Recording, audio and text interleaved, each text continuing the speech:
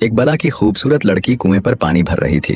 नगर नरेश जब उधर से गुजरा तो उसकी नजर उस नवयौवना पर पड़ गई। इतनी सुंदर नारी राजा ने अपने पूरे जीवन काल में नहीं देखी थी। पास जा जब राजा ने उस लड़की से उसका नाम पता पूछना चाहा तो बिना कोई उत्तर दिए वो चुपचाप वहां से भाग गई। मंत्रमुग्ध सा हो राजा भी अपने घोड़े पर बैठ लड़की के पीछे पीछे हो लिया। सहमी हुई लड़की भागकर अपने घर में घुस गई और अपने पिता से बोली, पिताजी, कोई अनजान व्यक्ति मेरे पीछे पीछे आ रहा है। लड़की का पिता जब तक कुछ समझ पाता तब तक राजा भी उस लड़की के पीछे पीछे उसके घर के अंदर आ गया। जब लड़की के पिता ने राजा को देखा तो उसने तुरंत राजा को पहचान लिया। व्यक्ति हाथ जोड़कर बोला, महाराज, एक गरीब के घर आपका कैसे आना हुआ? राजा बोला, अगर तुम्हें कोई परेशानी ना हो तो मैं तुम्हारी बेटी के साथ विवाह करना चाहता हूँ। राजा की बात सुन हैरान ब्राह्मण बोला, महाराज, भला मुझे क्या परेशानी होगी? उल्टा मैं तो बहुत खुश हूँ कि मेरी बेटी रानी बनेगी। दूसरे कक्ष में खड़ी ब्राह्मण कन्या ने जब सारी बात सुनी तो वो भी शर्मा गई। ब्राह्मण ने खुशी खुशी तुरंत सारा ताम झाम कर अपनी बेटी का विवाह राजा के साथ कर दिया। राजा अपनी नव विवाहिता पत्नी को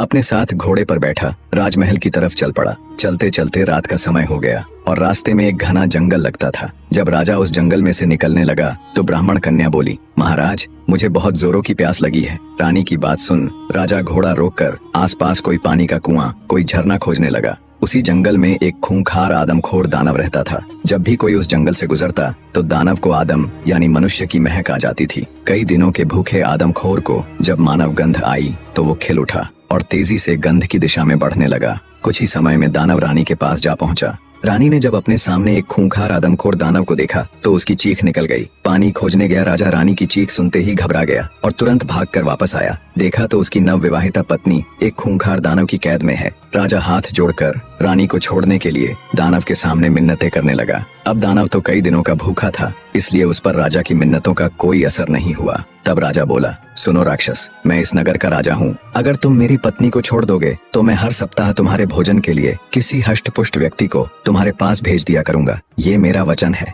दानव सोचने लगा, अगर मैं आज राजा की पत्नी को खा लेता हूँ तो मेरी सिर्फ आज की भूख मिटेगी, पर अगर मैं इसे छोड़ देता हूँ तो हर सप्ताह मुझे बैठे बिठाए ताज़ा स्वादिष्ट गोश्त खाने को मिलेगा। ये विचार कर दानव ने राजा की पत्नी को छोड़ दिया और बोला, तुम्हारे पास 7 दिन का समय है। अगर तुमने अपना वचन नहीं निभाया तो याद रखना, मैं तुम्हारे महल में घुसकर किसी को भी जीवित नहीं छोड़ूंगा। राजा भारी मन से अपनी पत्नी को ले राजमहल वापस आ गया। सोच रहा था, रानी को तो उस दानव से बचा लिया, मगर अब हर सप्ताह उस दानव के पास आदमी कहाँ से भेजूं?